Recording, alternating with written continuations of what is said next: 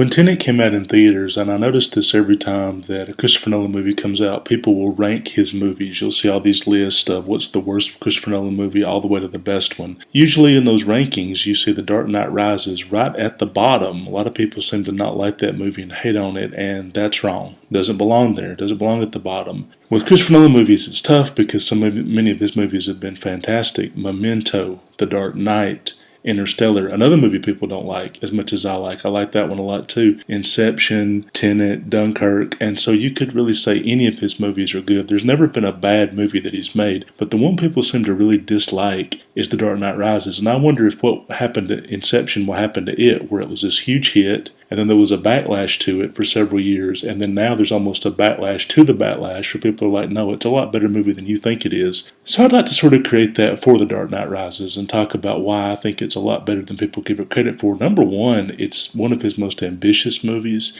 There's so many themes in that movie. A lot of times people kind of give The Dark Knight, I think, too much credit in terms of what it's saying about society and the war on terror and things like that, some of the allegories that it plays with. But The Dark Knight Rises couldn't be more timely in terms of income inequality. And at the beginning, we see a Gotham City it looks stable and it looks crime-free and it looks hunky-dory, but it's not. There's deep foundational rot going on right beneath the surface. The society that we live in right now. Other than what you might see on the news, we've actually have a very low crime rate. Crime has gone down since the 70s and 80s and 90s, yet people are more afraid than they've ever been. But some of that is the economic uncertainty, this idea that you have to work more and more just to get the same amount of money. And that enters Bane. The conditions are just right for someone like Bane to come in. Bane could be Donald Trump. I think Trump has literally quoted Bane before, where he says things like, I want to give power back to you, the people. There are many times where it's almost like he's copying Bane at some of his inauguration speech and different things like that.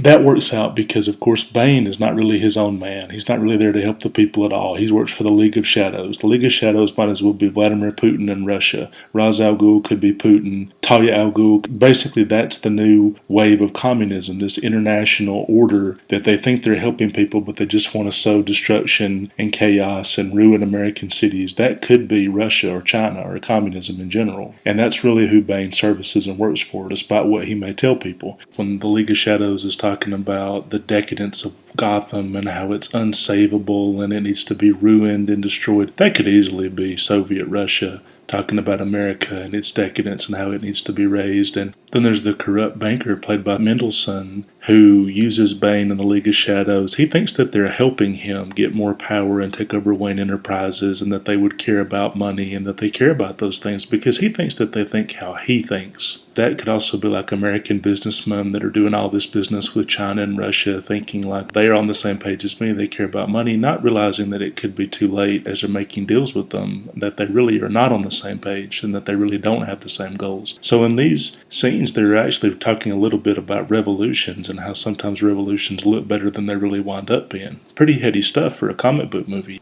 I like The Dark Knight Rises because of the deeper themes beneath it. I also think it's a lot more fun than people give it. They say it's a gritty, dark, depressing 2.5-hour movie with almost no joy in sunlight. Well, that happens with a lot of comic book movies now, and there's a lot of the movies that I think are really good. Watchmen is another one that's underrated. There's a purpose to it. It's not just like the Zack Snyder Batman movies that sometimes feel long and endless, and I guarantee you the money Warner Brothers is wasting for his director's cut of Justice League, it's still going to suck no matter how much money they put into it. The new Batman movie coming out next year, the Batman that Matt Reeves is making, it will also suck, I feel in my bones. Christopher Nolan, he does make a darker, grittier movie than what people may have wanted for Batman, but that feels like a bogus criticism to me because all Batman movies are brooding and dark. I mean, all of them are like that. With his movies, there's a crispness and a cleanness and a hope and basically about society rising up to topple forces that feel like they're inevitable and they're going to keep it down and they can end us. I think that it's really wrong to call that movie depressing or too grim or too dark,